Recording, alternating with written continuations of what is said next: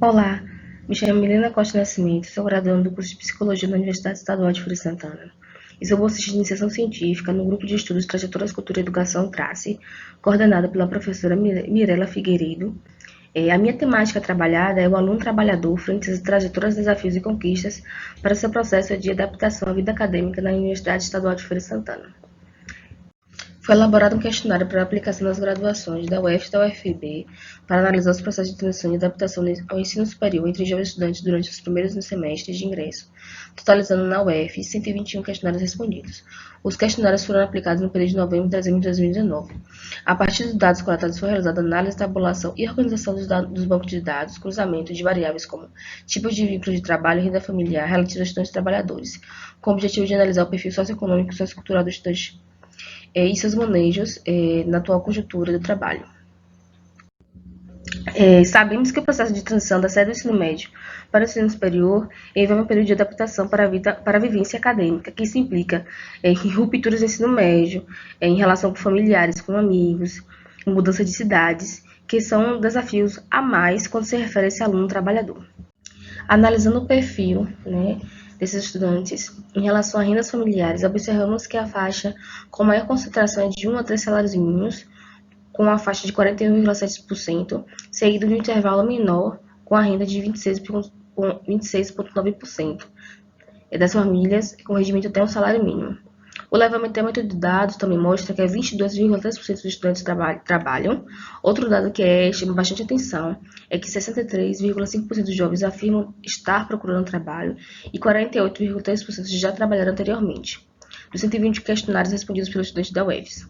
As ocupações listadas, né, que esses estudantes eles tendem a fazer são estágio, bolsa, bicos como babá, garçom e os estudantes que são empreendedores, né? Aqueles que fazem doces, bolos, vendem geladinhos. Existem fatores que fazem com que os estudantes eles busquem essa renda extra, né?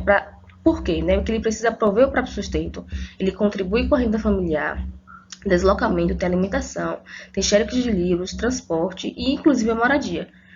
Né? A necessidade de se obter essa renda assume-se a busca de oportunidades de se poder de obter aprendizado ou experiência, como é o caso de estágios, né? Visando a reinserção futura em melhores condições no mercado de trabalho após a finalização da sua graduação. Estudar e trabalhar não é uma tarefa fácil, requer uma organização, planejamento e administração do tempo, significando comprometer boa parte do tempo de lazer e convivência com a família para conseguir cumprir essa dupla jornada. Consequentemente, esse estudante ele precisa se mobilizar com um grande investimento material, persistência pessoal para garantir a continuidade de seus estudos e sua permanência na universidade. Segundo o Zago, afirma que o tempo investido no trabalho como forma de sobrevivência impõe, em vários casos, limites tanto no tempo investido nos estudos quanto na participação em atividades sociais e culturais. Das políticas de permanência que mais se destacam nesse questionário é o Mais Futuro, com 52,3%. Né? O Programa Mais Futuro ele é um programa de assistência estudantil criado pelo governo do Estado. E também tem outro programa que é desenvolvido pela própria universidade, que é o Programa Estudantil, é o Programa de Assistência Estudantil, o PAI, que tem como finalidade promover o acesso e a permanência desses estudantes na universidade. A permanência, né, é essencial para que os estudantes acessem a universidade e possam permanecer nela até a conclusão do seu curso. Entre os dados, né, levantados, percebemos que as perspectivas dos estudantes são grandes. Né? Como podemos estar analisando aí no gráfico, eles imaginam boas perspectivas profissionais, com 56,2%. Eles acreditam concretizar, né, sua carreira, 49,6%. E também tem um grande reconhecimento financeiro. Essa temática abordada emerge algumas questões, como quais são os desafios dessa permanência do estudante na universidade? Precisa ter mais divulgação de bolsas, de estágios? Temos que pensar sobre essas questões. Os atuais desafios enfrentados pelo aluno trabalhador estão relacionados às questões socioeconômicas, políticas de assistência estudantil e um acesso mais efetivo aos seus propostos de permanência, e gestão em relação ao tempo da sua formação. No entanto, de modo geral, percebe-se que esse aluno ele busca de forma a tentar conciliar essa dupla jornada, com a introdução de uma renda extra para se manter na graduação, seja ela como bolsa, estágio institucional, trabalho formal ou informal. Tem sido manejos para esses estudantes universitários conseguirem superar esses desafios de permanência na UFES.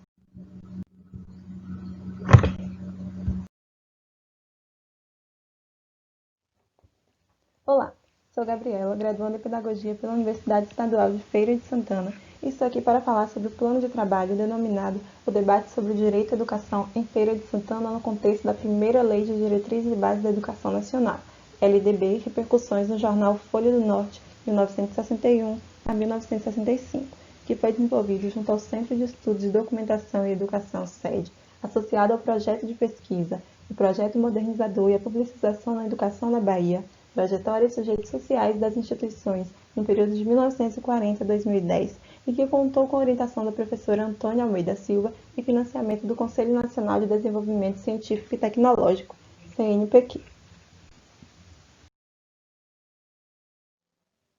O trabalho buscou analisar as possíveis repercussões da Lei de Diretrizes e Bases 4.024 de 1961 no debate sobre o direito à educação das crianças e jovens na imprensa de Feira de Santana, notadamente no jornal Folha do Norte, no período correspondente a 1961 a 1965.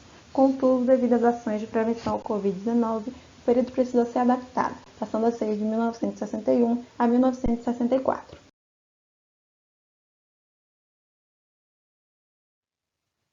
Metodologicamente, o trabalho foi orientado pela abordagem qualitativa com base na análise do conteúdo. Procedimentalmente, contou com o mapeamento das matérias relativas ao tema no jornal Folha do Norte, ocorrido a partir do acervo disponível no Museu Casa do Sertão, localizado na UFES, seguido de uma organização e classificação dos dados mapeados e uma seleção e análise dos dados.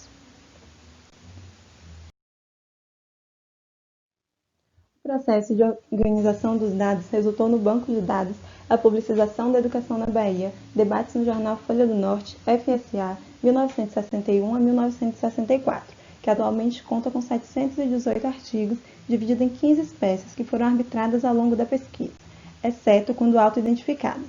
É importante dizer que, desse total, 18 eram concernentes a outros países e as relações deles com o Brasil.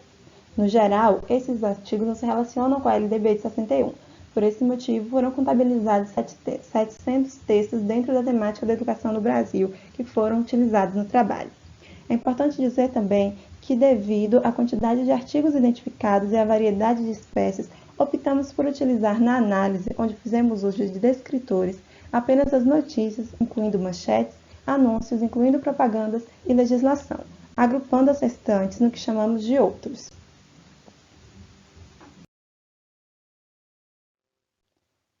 Entretanto, faz necessário dizer que foram abertas duas exceções durante o processo de análise. A primeira diz respeito ao descrito LDB de 61, que aplicamos em todas as espécies, haja vista que o trabalho se debruçou sobre as suas possíveis repercussões.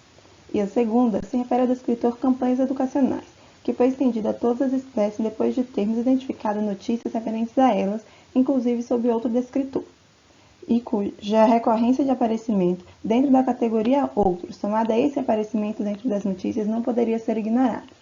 Dito isso, os números encontrados foram os seguintes: notícias, incluindo manchetes, totalizaram 147, anúncios, incluindo propagandas, 44, legislação, 146, outros, 362. Não dá para saber que trata-se de um artigo cuja página estava muito deteriorado para ser classificado 1.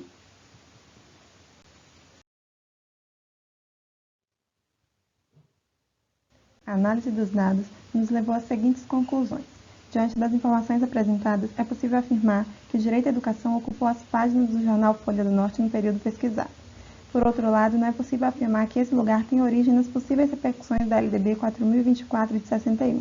Haja vista que o período estudado compreende apenas o ano de aprovação e os 3 anos seguintes, de forma que não possuímos uma base comparativa que nos respalde. O número e a diversidade de artigos que circularam sobre o tema indicam a sua potência como questão mobilizadora de diferentes atores sociais. E, apesar das limitações impostas pela Covid-19, que implicaram em restrições no tratamento dos dados, a organização do banco de dados, a publicização da educação na Bahia, debates no jornal Folha do Norte, FSA, 1961 a 1964, com 718 artigos, denota possibilidades para as próximas pesquisas no campo, ainda que o banco necessite de revisão. Essas são algumas das referências utilizadas ao longo do trabalho. Por hoje é só. Obrigada. Olá, eu sou Lisandra Almeida Souza, estudante do 8º semestre do curso de Licenciatura em Pedagogia da Universidade Estadual de Feira de Santana, bolsista de iniciação científica. O título do meu trabalho aqui apresentado é Nucleação das Escolas Rurais de Feira de Santana, Implicações no Cotidiano das Crianças da Educação Infantil do Campo, uma orientação da professora Leon Márcia. Introdução. O processo de trabalho ele apresenta reflexões obtidas durante o percurso da pesquisa e iniciação científica, que contemplou questionamentos sobre o processo de nucleação das escolas da educação infantil do campo no município de Feira de Santana. O objetivo do trabalho foi analisar as implicações do processo de nucleação das escolas de educação infantil do campo no município de Feira de Santana, através de análise documental e através de ordenamento jurídico que tratam sobre a temática. A metodologia do trabalho de abordagem qualitativa foram consultados ordenamento jurídico, local e nacional, bem como o banco de dados disponíveis no acervo do Centro de Estudo de Documentação e Educação SEDE, e realizou-se também estudo de natureza exploratória, com o objetivo de conhecer produções científicas desenvolvidas na área da educação infantil do campo e na nucleação escolar, e que tomamos como referência o catálogo de teses e dissertações de coordenação de aperfeiçoamento de pessoal de nível superior, CAPES, no período de 2014 a 2019. Nucleação escolar na educação infantil do campo em Feira de Santana. A partir dos dados analisados, constatamos que 86 escolas estão localizadas na zona rural do município. Dessas 86 escolas, 60 são nucleadas. Dessas 60 nucleadas, 49 possuem educação infantil.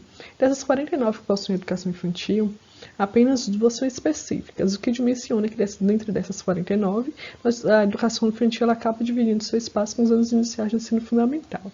A partir disso, também analisamos os planos municipais de educação 2012 e 2016, em que constatamos que não há nestes planos uma indicação em relação às suas metas e estratégias relacionadas à educação infantil do campo e à nucleação escolar. A única alternativa apontada nesses planos é a utilização do transporte escolar e é também uma referência à questão da fiscalização desses transportes. Na análise do levantamento de teses e dissertações da CAPES, foram consideradas 2 palavras-chave das pesquisas: nucleação escolar e educação infantil do campo. Em relação à nucleação escolar, foram encontradas 3 produções realizadas a partir do ano de 1998, mas foram utilizadas no nosso critério, com parâmetro a partir do ano de 2014, foram encontradas somente 5 produções que tratavam nesse critério. Dessas 5, somente 3 dialogavam com a nucleação escolar nas suas palavras-chave. Na busca realizada com a educação infantil do campo, foram encontradas 27 produções entre teses e dissertações. Dessas 27, somente 24 condiziam com o critério estabelecido. Foram analisados 4 resumos de teses e 20 de dissertações, a partir dos anos de 2014 e 2019, com exceção do ano de 2018, que não foram encontrados trabalhos nas últimas datas de busca. Foi perceptível constatar nesses trabalhos que as produções publicadas referentes à educação infantil do campo revelam que é um movimento em construção, complexo, e que falta efetividade dessas políticas. E também poucos trabalhos dialogavam com a nucleação escolar e a educação infantil do campo, a única tese que apresentava a nucleação escolar e a educação infantil do campo como objetivo de trabalho e de discussão mesmo dessas 2 temáticas. Nas considerações finais, apresentando que ainda é preciso refletir sobre a nucleação escolar e seu impacto no cotidiano da educação infantil no campo, e de como impacta diretamente essas crianças de 0 a 5 anos, que tem repercussão direta na gestão desses espaços, na supressão de recursos direcionados para essas instituições, no fechamento de escolas com a desculpa de economizar verbas, e de quanto os direitos dessas infâncias ainda são negados, que é uma construção que foi construída historicamente, que ainda precisa de luta constante para conseguir garantir esses direitos dessas crianças, em especial as crianças do campo brasileiro. Outras produções acadêmicas ainda percebe-se uma carência em relação às produções encontradas que dialogam entre nucleação escolar e educação infantil no campo, e que abordam também as limitações do processo de nucleação escolar e a necessidade da gestão pública de criar outras formas e outras estratégias de legitimar o direito que já é garantido da educação do campo e, em especial, a educação infantil do campo. Aqui suas referências do nosso trabalho e os agradecimentos. Muito obrigada pela atenção de todos. Me chamo Janiele Costa da Circuncisão, sou estudante do curso de Licenciatura em Educação Física da Universidade Estadual de Feira de Santana, bolsista de iniciação científica pelo Grupo de Estudos e Pesquisas em Currículo e Formação do SER em Aprendizagens, o Forma-C. As considerações que irei apresentar é produto dos resultados obtidos pelo plano de trabalho que integra e dá sentido às ações desenvolvidas pelo Grupo de Pesquisa Forma-C. intitulado Analítica dos Atos de Currículo de Licenciados em Educação Física e a Concepção de Formação Subjacente a estes atos, orientado pela professora doutora Ana Verena Freitas Paim. Introdução. O processo de ensino-aprendizagem, especificamente o que se concretiza no ambiente escolar, que envolve diretamente a relação professor e aluno, é mediado pelo conhecimento, que, por sua vez, produz o que chamamos de atos de currículo. Mas o que são os atos de currículo? Por definição de Macedo 2007, são todas as atividades que se organizam e se envolvem, visando uma determinada formação, operacionalizada via seleção, organização, formulação, implementação, institucionalização e avaliação de saberes, atividades, valores, competências, mediados pelo processo ensinar-aprender. Entendemos o ensino como ferramenta importante na produção desses atos e como um processo fecundo de investigação. No entanto, para compreendermos as questões inerentes ao ensino, é imprescindível considerar o currículo como uma construção sociopedagógica intencionalmente pensada para orientar o processo de ensino-aprendizagem no espaço da escola. Diante dessas concepções, nos propusemos a ir ao encontro de professores de educação física, atuantes da rede básica de ensino, egressos da UFES, com o objetivo de analisar compreensivamente seus atos de currículo e a concepção de formação subjacente a esses atos. Metodologia. A opção metodológica para essa investigação foi de cunho qualitativo, de caráter exploratório, considerando o foco na subjetividade do objeto analisado. Os sujeitos participantes foi um grupo de 4 professores formados pela Licenciatura em Educação Física da UFES, atuantes na educação básica da cidade de Feira de Santana. A técnica da entrevista foi nossa forma de coleta de dados. Essas foram transcritas e analisadas de maneira reflexiva para triangular com os achados teóricos do estudo. Resultados e discussão. Compreendemos o currículo ancorado na ideia de produção humana, construído intencionalmente para conduzir o processo de ensino-aprendizagem. Assim, o ensino se configura como condutor das intencionalidades curriculares e formacionais, concretizando-se na prática pedagógica mediante as ações curriculantes. É assim que percebemos a relação triangulada entre ato de currículo, currículo e ensino. A partir desse cenário pedagógico, dialogamos reflexivamente sobre as narrativas compartilhadas pelos sujeitos participantes, à luz das inspirações teóricas que orientam essa discussão.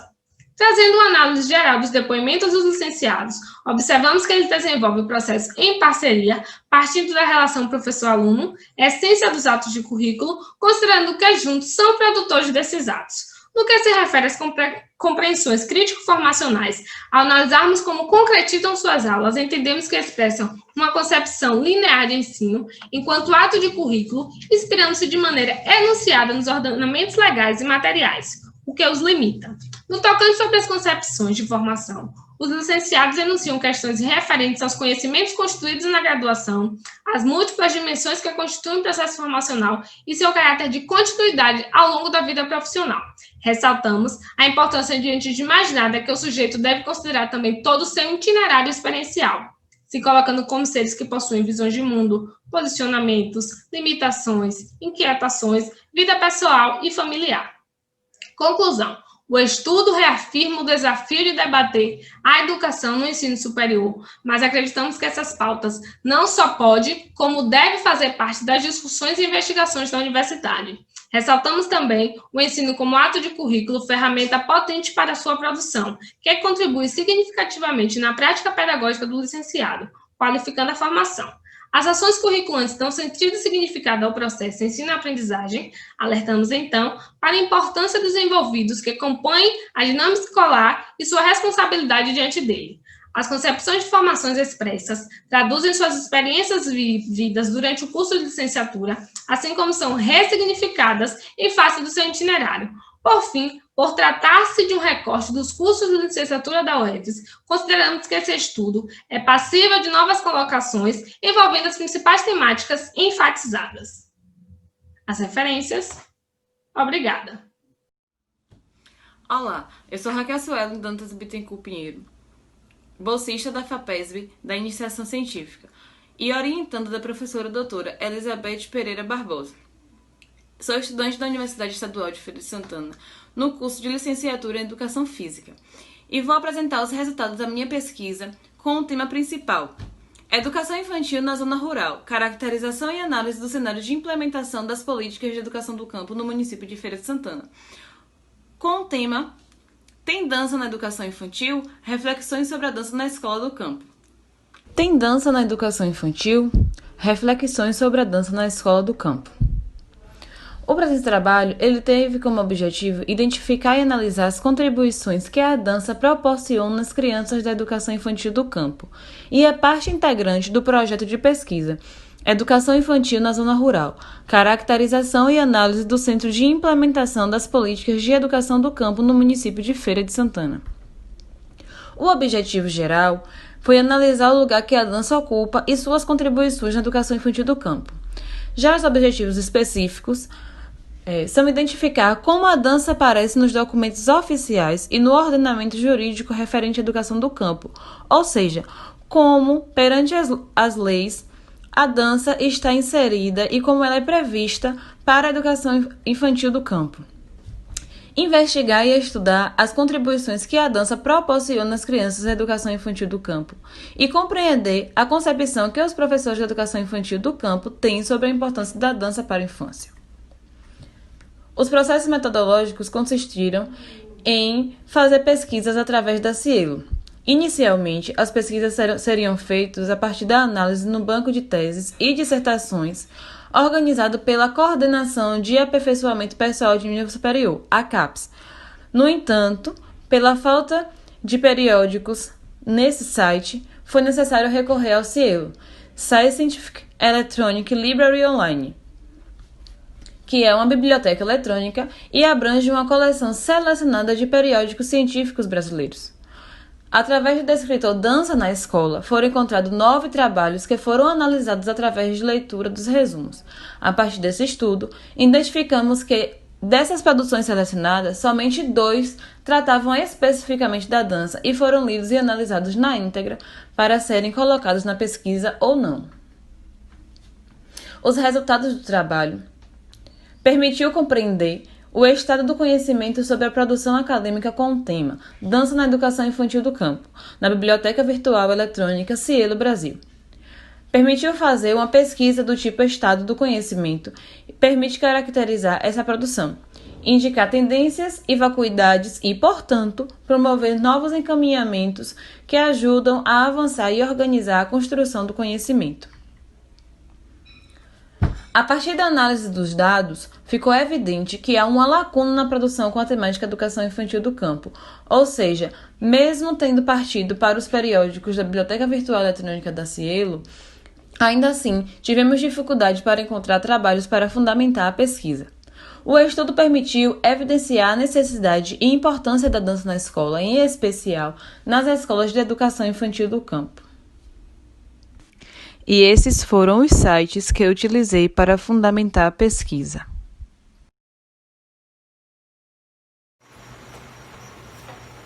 Olá, eu me chamo Erika Lauda Silva Oliveira, fui bolsista da FAPESB nos últimos 12 meses e esse é um trabalho desenvolvido juntamente com minha orientadora, a professora doutora Maria de Lourdes Rayanan Santos Araújo, tendo como título Avaliação Educacional e as Escolas de Feira de Santana, mapeamento do IDEB e das políticas públicas educacionais.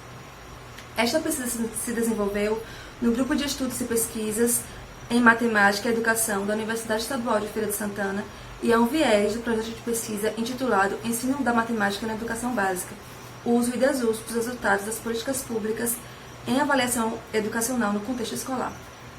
Entre os anos 90 e o início dos anos 2000, o Brasil implementou diversas avaliações com o objetivo de obter dados que apresentassem um panorama da situação da educação brasileira. Uma dessas ações foi o Índice de Desenvolvimento da Educação Básica, criado em 2007 e atualmente é o principal indicador da qualidade da educação no país. Foi a partir desses resultados que diversas políticas públicas foram implementadas, impactando, ainda que lentamente, de maneira positiva, o cenário da educação no Brasil. O objetivo principal dessa pesquisa foi mapear o IDEB das escolas de Feira de Santana e entender o que a gestão das escolas fazem com esses resultados e quais as políticas públicas adotadas por elas para melhorar a qualidade da educação no país. A metodologia do estudo fundamenta-se na abordagem quanti e qualitativa, uma vez que procura enumerar os fatos estudados, bem como envolve a obtenção de dados descritivos. Nossa pesquisa se desenvolveu acerca do mapeamento do IDEB e, a partir dele, obtemos dados importantes sobre a educação feirense. Algo que chamou nossa atenção foi a discrepância entre as notas de escola de uma mesma esfera de ensino, escolas que regrediram ou não avançaram em seus índices.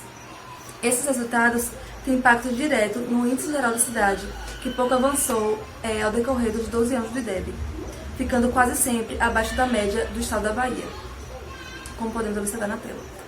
É importante lembrar que no nosso mapeamento estabelecemos 3 critérios para selecionar as escolas a qual investigaremos os motivos que fazem com que, dentro de uma mesma rede de ensino, no mesmo nível de ensino, tenham médias tão diferentes e alterações significativas, que são escola com maior avanço no IDEB, escola com menor avanço no IDEB ou escolas com maior oscilação no IDEB. Nesse sentido, importante para a nossa pesquisa não são as escolas com maiores ou menores índices, mas que na série histórica apresentam maiores diferenças, sejam avanços, retrocessos ou estabilidade nos índices. Como dito inicialmente, a intenção da nossa pesquisa seria avançar conhecendo as políticas públicas adotadas por cada escola, entendendo qual o uso dado aos resultados do IDEB por cada gestão. Mas, devido à pandemia, mudamos de estratégia, visto que não poderíamos visitar as escolas. Deste modo, decidimos então criar um banco de dados a partir do mapeamento de todos os artigos publicados nos últimos 10 anos sobre avaliação, publicados nas principais revistas com esse mesmo foco no país. Os resultados escolhidos até o presente momento, referente ao banco de dados, mostramos na tela uma análise preliminar dos dados, ainda sem validação, referente à revista Ensaio, avaliação em políticas públicas em educação, no período de 2009 a 2019, com um total de publicações sobre avaliação e uma primeira categorização referente ao nível de ensino. Aqui temos o total de artigos publicados, o número de publicações sobre avaliação, separado de educação básica, superior e também artigos que não se referem a nenhum nível de ensino. Feito isso, classificamos os artigos segundo 4 categorias temáticas: avaliação institucional, avaliação da aprendizagem, avaliação de sistemas e aspectos gerais de avaliação. Para fazermos essa classificação, utilizamos o conceito definido por Freitas 2009, disponível na tela. Como conclusão, ressaltamos a necessidade da discussão da temática de forma mais contundente nos cursos de formação de professores. Além disso, os mapeamentos feitos tanto do IDEB de Feira de Santana quanto dos artigos sobre avaliação educacional ficarão disponíveis para futuros pesquisadores da área, facilitando o desenvolvimento das pesquisas futuras. Aqui estão as referências usadas para esse resumo. Nossos agradecimentos especiais à Pró-Reitoria de Pesquisa e Pós-Graduação e à Fundação de Amparo à Pesquisa do Estado da Bahia, FAPESB. Obrigada por sua atenção. Olá, meu nome é Lorena Morim, sou estudante do 4º semestre do curso de Psicologia da UF.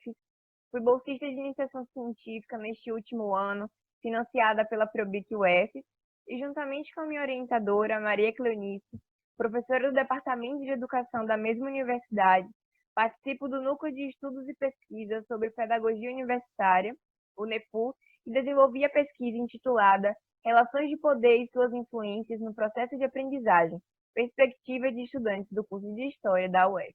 Bem, as relações interpessoais intervêm na adaptação e na experiência do estudante na universidade. Logo, a maneira como ocorre a relação professor-aluno influencia no processo de aprendizagem do estudante. É importante considerar que o exercício de poder permeia todas as relações sociais e na relação professor-aluno não é diferente. Ele é manifestado tanto de forma visível quanto de forma simbólica. Faz importante, então, destacar como esse poder é exercido na relação professor-aluno e de que forma ele interfere no processo de aprendizagem. A pesquisa tem por objetivo geral analisar o exercício de poder na relação professor-aluno na universidade e destacar suas influências na aprendizagem a partir da perspectiva de licenciandos do curso de História da UF. Já por objetivos específicos destacam-se discutir sobre o exercício de poder, mapear as narrativas dos estudantes do curso de licenciatura em História sobre a relação de poder existente na relação professor-aluno na universidade e analisar as relações de poder destacadas pelos estudantes. Foram realizadas entrevistas semi-estruturadas com 8 estudantes, entrevistas individuais com estudantes do curso de História da UF, que metade desses são do sexo feminino e a outra metade do sexo masculino, e até o período das entrevistas, que ocorreram até novembro de 2019, cursavam do 5º ao 8º semestre. E para análise das narrativas dos estudantes entrevistados, foi utilizada a análise de conteúdo segundo Bardan.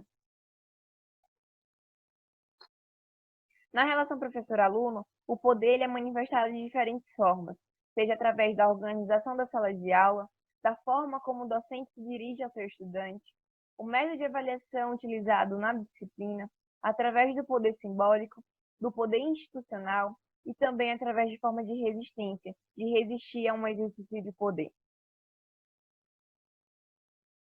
Segundo os estudantes entrevistados, a concepção de exercício de poder está associada a algumas palavras-chave, como força, controle, privilégio, domínio, subserviência e hierarquia.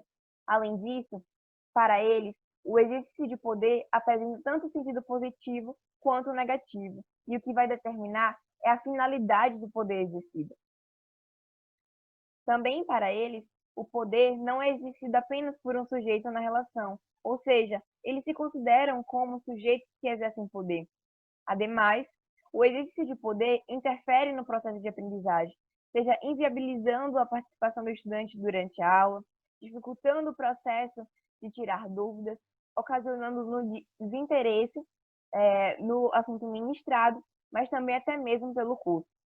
O curso, então, que o professor e aluno são sujeitos que estão envolvidos em micro e macro relações, ora exercendo, ora sofrendo o exercício de poder, são atravessados por um poder disciplinar, institucional, a partir do lugar que ocupa, também através de um poder simbólico e até mesmo por formas de resistência. Sendo assim, o exercício de poder na relação professor-aluno influencia no processo de aprendizagem do estudante, cerceando a participação durante as aulas, desestimulando a prática de tirar dúvidas, interferindo no interesse pelo assunto e até mesmo pelo curso. Aqui são as referências utilizadas na pesquisa. Os meus agradecimentos à Probic, UF, à Unepu e à PPCG. Muito obrigada. Meu nome é Juliane de Carvalho Correia, sou graduanda em Letras Vernáculas pela Universidade Estadual de Feira de Santana, sou bolsista de Iniciação Científica FAPESB e integro o grupo de pesquisa Formar-C. Tenho como orientadora a professora doutora Luciene Souza Santos. Minha pesquisa tem como título Da Formação Inicial à Prática Docente, Constituição do Professor de Língua Portuguesa. Partindo do pressuposto de que o modo como o professor formador executa o ato de ensinar tende a refletir nas ações pedagógicas dos professores egressos, minha pesquisa busca refletir sobre a formação inicial de professores através dos atos de currículo praticados pelos professores formadores, buscando entender se os professores egressos qualificam tais atos e se os reproduzem. Busca ainda averiguar se os cursos de formação estão em consonância com as práticas de ensino que são executadas na escola. Trago aqui o conceito de atos de currículo definido por Macedo, onde o mesmo afirma que são todas as atividades que se organizam e se envolvem visando uma determinada formação, operacionalizadas via seleção, organização, formulação, implementação, institucionalização e avaliação de saberes, atividades, pelos valores, competências, mediados pelo processo de ensinar-aprender. Portanto, os ensinamentos que emanam dos atos de currículo estão para além da apreensão teórica e da aplicação prática dos conteúdos, pois ela permeia pelos campos da vivência, das relações que são desenvolvidas na sala de aula. Minha pesquisa tem como objetivo compreender se os professores egressos reproduzem os atos de currículo praticados pelos professores formadores e se os qualificam, entender se a formação inicial de professores tem contribuído nas práticas de ensino dos professores egressos e evidenciar a importância entre a vinculação dos cursos de formação e a prática de ensino que os professores desenvolvem nas escolas. Minha pesquisa tem como método, trata-se de uma pesquisa de cunho qualitativo, pois segundo o Minay, o pesquisador que trabalha com estratégias qualitativas, atua com a matéria-prima das vivências, das experiências, da cotidianeidade. Portanto, a minha pesquisa está pautada em entrevistas que foram realizadas junto aos professores egressos da Universidade Estadual de Feira de Santana e que atuam nas escolas públicas do município de Feira de Santana, na educação básica, como professores de língua portuguesa. Os resultados foram os seguintes. Foi possível constatar que os professores egressos reproduzem sim os atos de currículo e que estes até qualificam, porém eles fazem uma certa restrição, não se aplica a todos os professores. Foi possível ainda identificar que a formação inicial de professor tem contribuído em suas práticas, uma vez que os mesmos afirmaram que só pelo fato de estarem inseridos dentro do contexto universitário, isso já os auxiliam a procurar outros meios também para complementar a formação.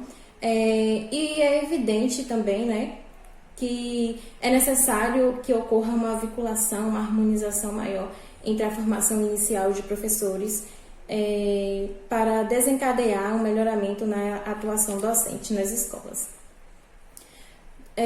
Eu trago ainda uma concepção de Lima e Brito, onde os mesmos afirmam que os cursos de formação de professores carecem de uma análise crítica sobre o seu modo de ensinar. Portanto, como eu já disse anteriormente, é necessário que haja essa harmonização entre o contexto universitário e o contexto da sala de aula. Trago ainda uma citação de Paulo Freire, onde o mesmo afirma que só educadoras e educadores autoritários negam a solidariedade entre o ato de educar e o ato de serem educados pelos educandos. Portanto, se faz necessário ouvir os graduandos para se entender os cursos de formação, para entender os seus déficits. Conclui-se que os elementos mais significativos são, de fato, os atos de currículo, pois foram bastante enfatizados pelos professores, e também essa evidência, de que é necessário harmonizar o contexto universitário com o contexto da sala de aula. Por fim, trago as referências e agradeço à FAPESB, à PPPG e ao grupo de pesquisa Formacê, e a minha orientadora, Luciene Souza.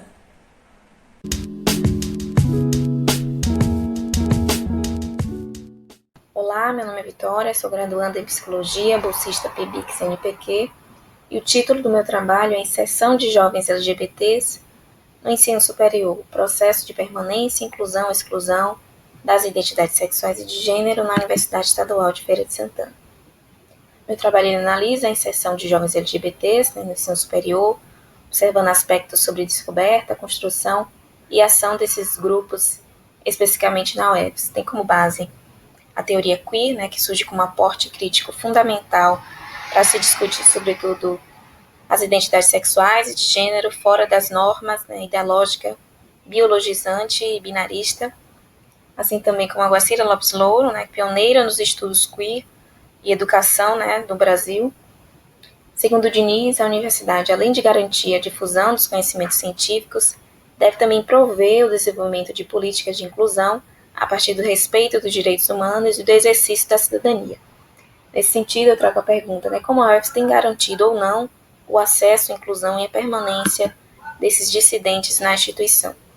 O objetivo foi identificar o perfil socioeconômico e demográfico desses jovens, analisar como tem sido dado o processo de adaptação deles ao ensino superior, no que se refere a domínio acadêmico, interpessoal e vocacional, quais os suportes familiares e institucionais e sociais sustentam a transição e adaptação deles à vida acadêmica, e conhecer as diferentes formas de engajamento desses corpos com a vida estudantil, referente às atividades acadêmicas, políticas, culturais e afetivas.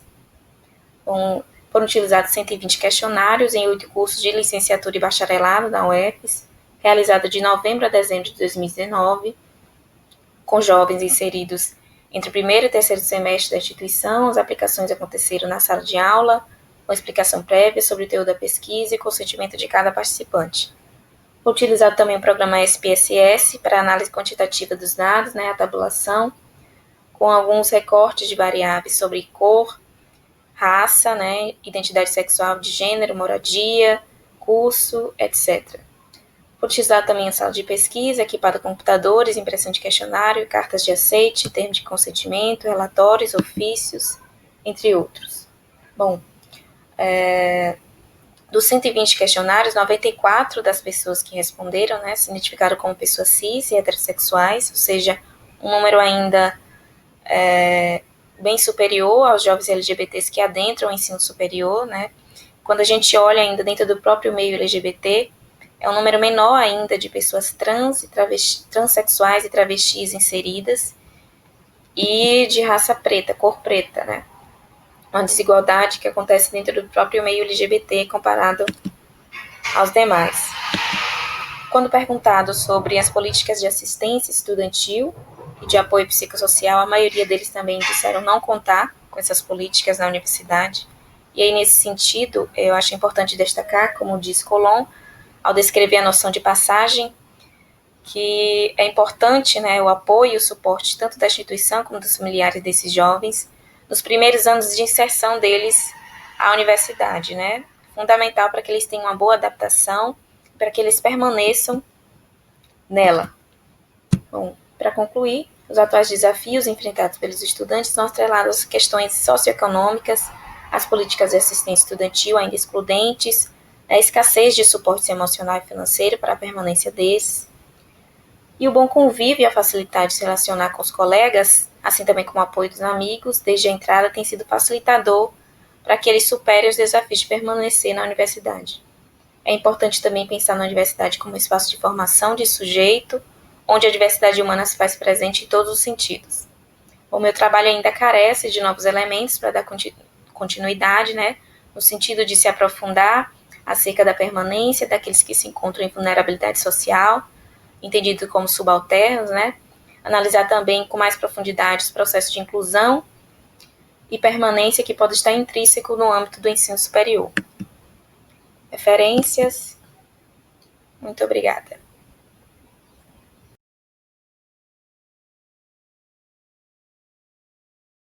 Olá, meu nome é Yuka, eu sou graduanda no curso de licenciatura em História na UFES e bolsista de iniciação científica pelo PROBIC. O meu plano de trabalho é intitulado As Escolas Confessionais Cistercienses na região de Mundo Novo, entre 1930 e 1960, fontes e documentos para a história da educação no Brasil. Faz parte de uma pesquisa que vem sendo desenvolvida pela minha orientadora, a professora Gilmara Ferreira de Oliveira Pinheiro, desde o ano de 2014, quando ela ainda estava vinculada ao quadro efetivo da UNEB. O principal objetivo desse plano de trabalho, dentro da pesquisa a qual está inserido, concentrou-se na catalogação, organização e transcrição dos documentos digitalizados no acervo do Mosteiro Cisterciense de Jequitibá e na busca de informações sobre o caráter educacional da obra missionária do Padre Alfredo Hasler na paróquia de Jacobina, no interior da Bahia. A metodologia adotada consistiu na identificação de documentos que apresentassem dados sobre a trajetória do Padre Alfredo no âmbito educacional, analisando esses documentos na perspectiva da história social, da educação e religião, investigando tanto documentos próprios das escolas, como jornais, folhetos e correspondências, buscando também informações sobre o envolvimento direto de Padre Alfredo, tanto no processo de fundação das escolas paroquiais de Jacobina, quanto na manutenção dessas escolas, assim como o acompanhamento mensal que ele realizava em cada uma delas.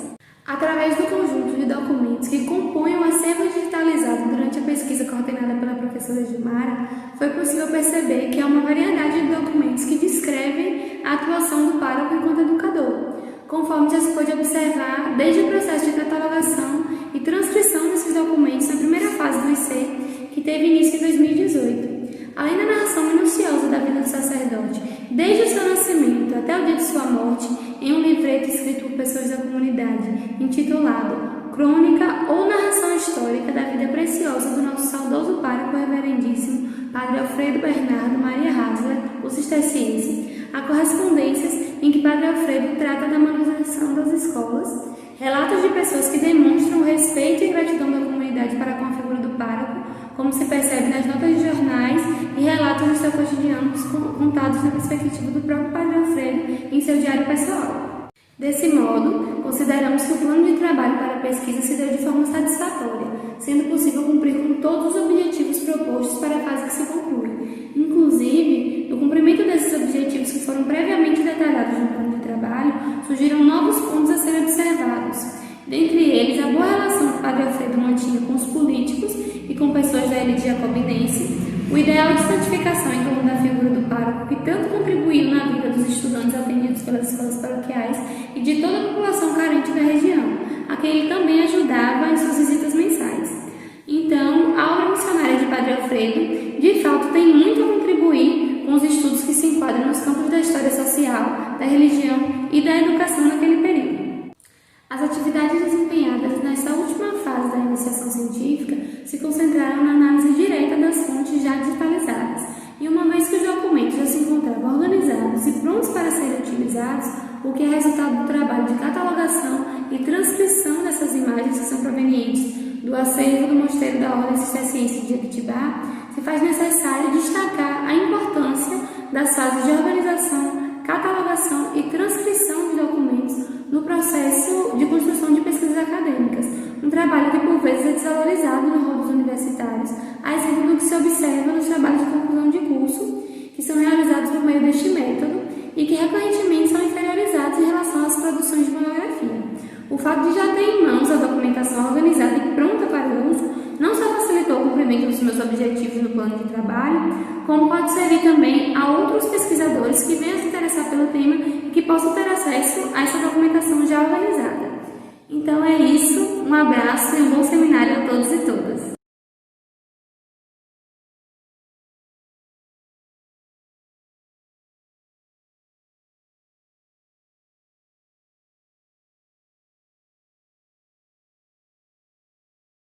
Olá pessoal, eu sou Marizane, graduanda em Pedagogia, e o tema da minha pesquisa é a formação continuada dos professores e seus mecanismos na construção da autonomia dos sujeitos da educação infantil do campo.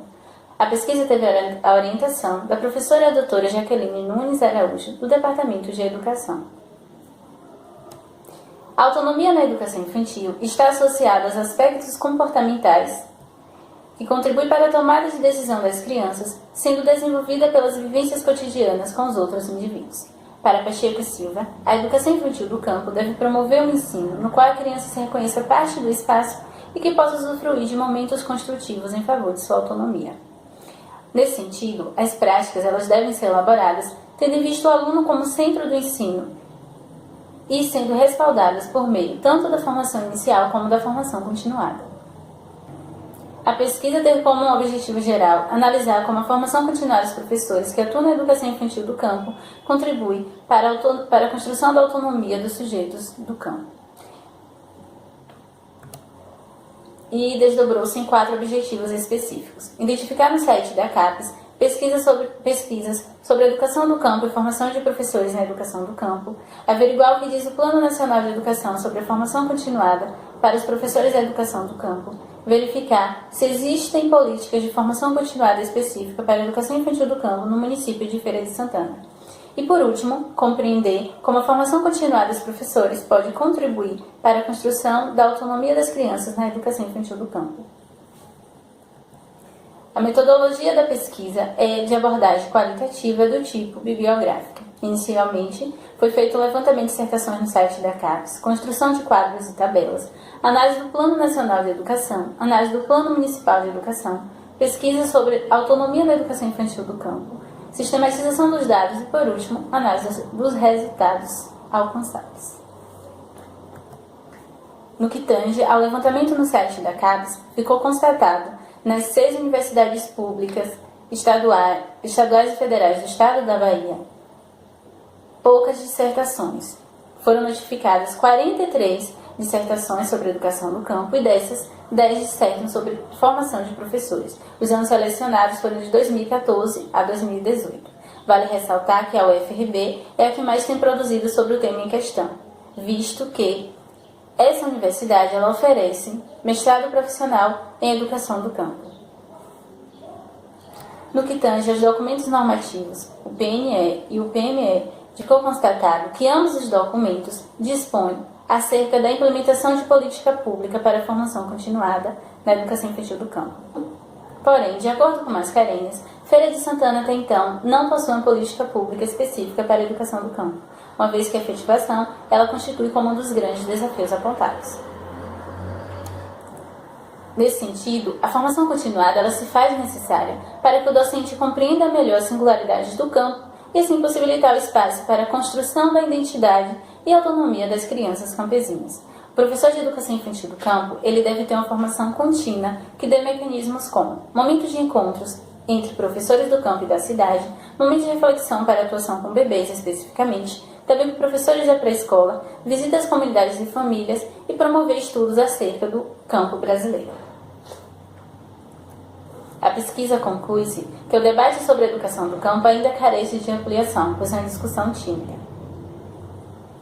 No que concerne aos documentos normativos, foi possível identificar que ambos instituem metas e estratégias, visando formação específica para os docentes. Porém, as pesquisas revelam que existe falta de investimento, tanto em âmbito nacional como local. Fica evidenciado a necessidade de ter uma formação continuada para os professores do campo, uma vez que esta pode possibilitar conhecimentos mais específicos que venham contribuir para a construção da autonomia na educação infantil do campo.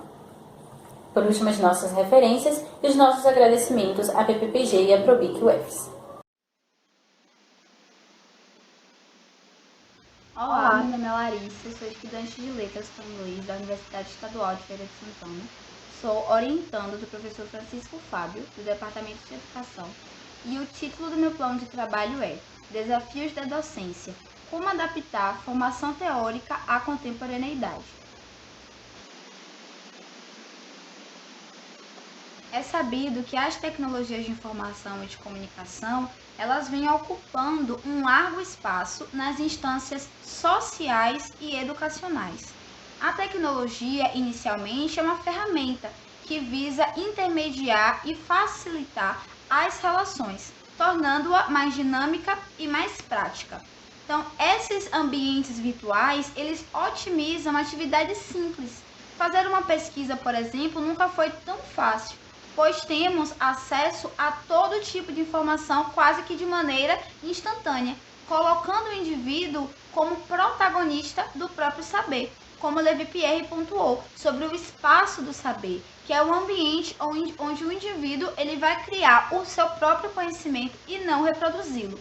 Pensando nisso, nós chegamos em algumas problemáticas, porque a tecnologia ela já está inserida no âmbito escolar e acadêmico. Então, como os docentes eles vêm se adaptando à era contemporânea? Em que implica o protagonismo do estudante?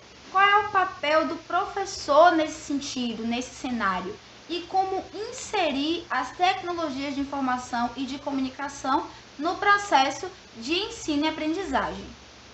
Pensando nisso, os 3 principais objetivos da pesquisa é o seguinte: averiguar como os docentes vêm se adaptando a essa tecnologia, uma vez que os cursos de licenciatura não os preparam para o exercício dessa ferramenta, analisar os desafios e benefícios do uso de tecnologias da informação e comunicação na educação e apresentar o impacto social, econômico e político do uso dessas tecnologias no âmbito escolar e acadêmico. Para atingir esses objetivos, a gente usou a metodologia da etnopesquisa crítica e multireferencial, ou seja, nós utilizamos entrevistas com docentes do curso de letras da Universidade Estadual de Feira de Santana, a UFES, e também com professores da educação básica. Não só por meio dessas entrevistas, na prática, o ato de entrevistar, mas também o ato de transcrever entrevistas com professores de outras licenciaturas. Na discussão, nós chegamos a benefícios do uso dessa tecnologia e a algumas problemáticas. Então, os benefícios é a busca constante de um novo conceito do ato de ensinar, não só esse conceito de transmitir, de passar o conteúdo, mas um conceito de criação, o aluno, o estudante, ele produzir seu próprio conteúdo, a partir de várias perspectivas mostradas para ele, a questão da inclusão digital e a promoção do processo criativo individual, porque embora o ensino ele seja coletivo, nós somos seres individuais, certo? Outro ponto que é um benefício também é a questão dos fóruns virtuais. Porém, essa exposição a perspectivas diferentes também pode ser uma problemática, porque o estudante ele vai estar exposto a uma gama de informações que estarão disponíveis, né? Outra problemática muito importante, muito grande, é a questão da desigualdade social. Infelizmente, embora estejamos vivendo na era contemporânea, em uma era digital, né, o Brasil ele não acompanha essa evolução tecnológica, uma vez que o acesso a essa tecnologia, o acesso à internet é muito pequeno, né? Então, faltam poucos investimentos e políticas educacionais nesse sentido. Evidenciou problemas educacionais antigos que estão sendo ampliados com a era contemporânea. Problemas como falta de acesso à tecnologia, falta de espaços formativos para que os docentes e discentes eles possam se familiarizar com essas tecnologias, a precariedade do ensino, a evasão escolar, que infelizmente nesse período pandêmico sofreu um grande crescimento, né? E é um paradoxo, porque o que era para ser uma ferramenta para estreitar essa relação, ela vem ampliando e distanciando cada vez mais a educação básica, a educação superior